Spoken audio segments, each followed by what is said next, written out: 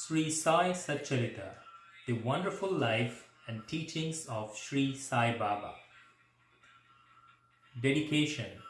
Whosoever offers to me with love or devotion a leaf, a flower, a fruit, or water, that offering of love of the pure and self-controlled man is willingly and readily accepted by me. Lord Sri Krishna in Bhagavad Gita. Chapter 1. The story of grinding wheat and its philosophical significance. According to the ancient and revered custom, Ahmed Pant begins the work Shri Sai Satcharita with various salutations. First, he makes obeisance to the god Ganesh to remove all obstacles and make the work a success, and says that Shri Sai is God Ganesh himself. Then, to goddess Saraswati to inspire him to write the work, and says that Shri Sai is the one with this goddess, and that he is himself singing his own life.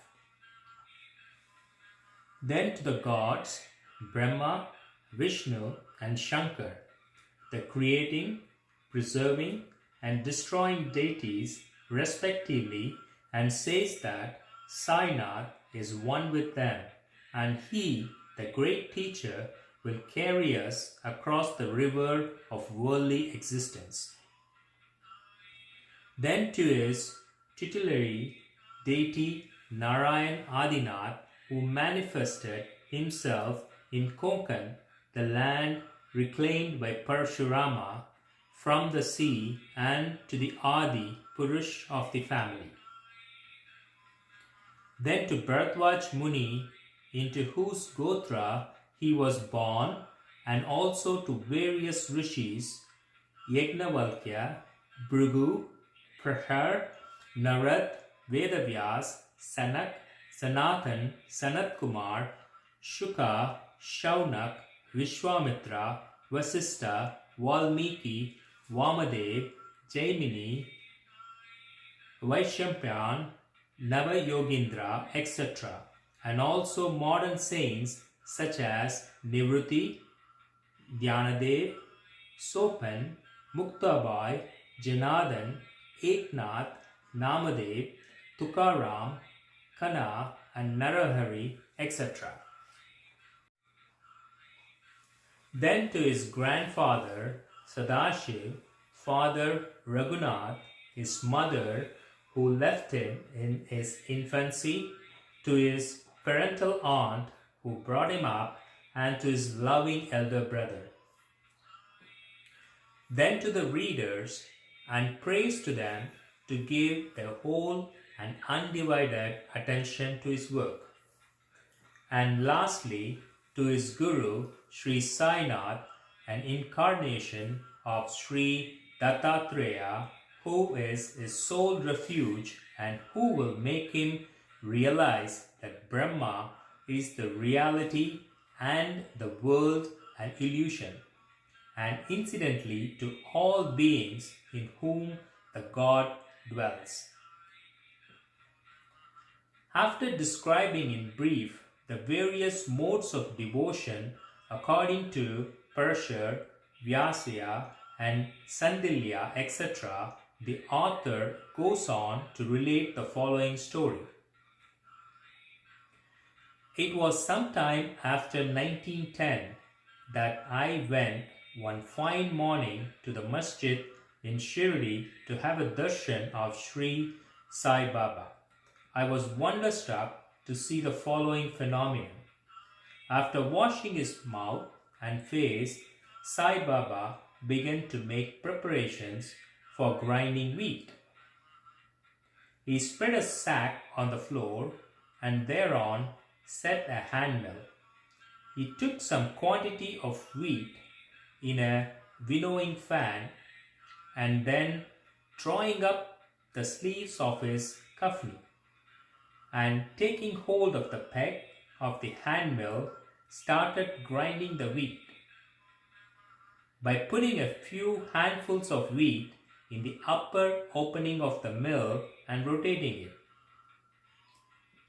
I thought, what business Baba had with the grinding of the wheat, when he possessed nothing and stored nothing, and has 11 arms. Some people who had come there thought likewise, but none had the courage to ask Baba what he was doing. Immediately, this news of Baba grinding wheat spread into the village, and at once men and women ran to the masjid and flocked there to see Baba's act. 4 bold women from the crowd forced their way up and, pushing Baba aside, forcibly took the peg or handle into the hands and, singing Baba's Leela, started grinding. At first, Baba was enraged, but on seeing the woman's love and devotion, he was much pleased and began to smile.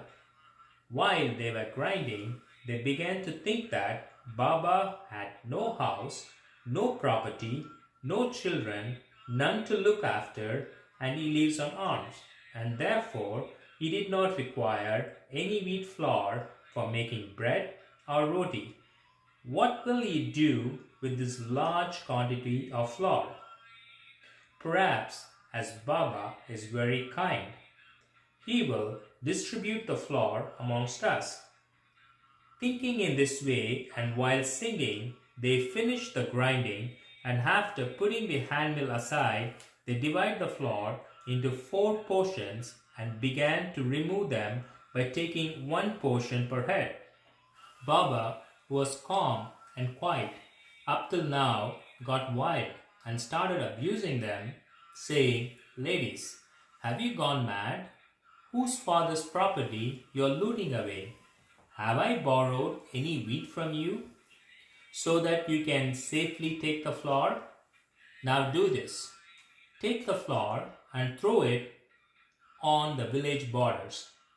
On hearing this, the women felt abashed and, whispering among themselves, went to the outskirts of the village and spread the flour as directed by Baba. I asked the Shirdi people, what was this that Baba did? They replied that as cholera epidemic was spreading in the village, this was Baba's remedy for the same. It was not wheat that was ground, but cholera itself was ground to pieces and pushed out of the village. From this time onward, the cholera epidemic subsided, and the people of the village were happy. I was very much pleased to know all this, but at the same time, my curiosity was also aroused. I began to ask myself, what earthly connection was there between wheat flour and cholera? What is the causal relationship between the two, and how to reconcile them? The incident seems to be inapplicable. I should write something on this and sing to my heart's content Baba's sweet Leelas. Thinking in this way about this Leela, my heart was filled with joy, and I was thus inspired to write Baba's life, the Sai Satcharita. And as we know, with Baba's grace and blessings, this work was successfully accomplished. Philosophical significance of grinding. Apart from the meaning which the people of Shirdi put on this incident of grinding wheat, there is, we think, a philosophical significance too. Philosophical significance of grinding. Apart from the meaning which the people of Shirdi put on this incident of grinding wheat, there is, we think, a philosophical significance too. Baba lived in Shirdi for about 60 years, and during this long period, he did the business of grinding almost every day. Not, however, wheat alone, but the sins, the mental and physical afflictions, and the miseries. of his innumerable devotees.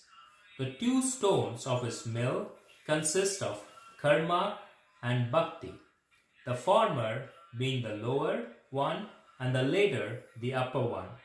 The handle with which Baba worked the mill consists of dhyan. It was the firm conviction of Baba that knowledge or self-realization is not possible unless there is the prior act of grinding of all our impulse, desires, sin, and of three gunas, viz. Sattva, Rajas, and Tamas, and the Ahankar, which is so subtle and therefore so difficult to get rid of. This reminds us of a similar story of Kabir, who, seeing woman grinding corn, said to his guru, Nipat Niranjan, I am weeping because I feel the agony of being crushed under this wheel of worldly existence like the corn in the handmill. Nipat Niranjan replied, Do not be afraid. Hold fast to the handle of the knowledge of this mill as I do, and do not wander away from the same, but turn inward to the center, and you are sure to be saved. Bow to Shri Sai, peace be to all. Om Shri Sai Ram.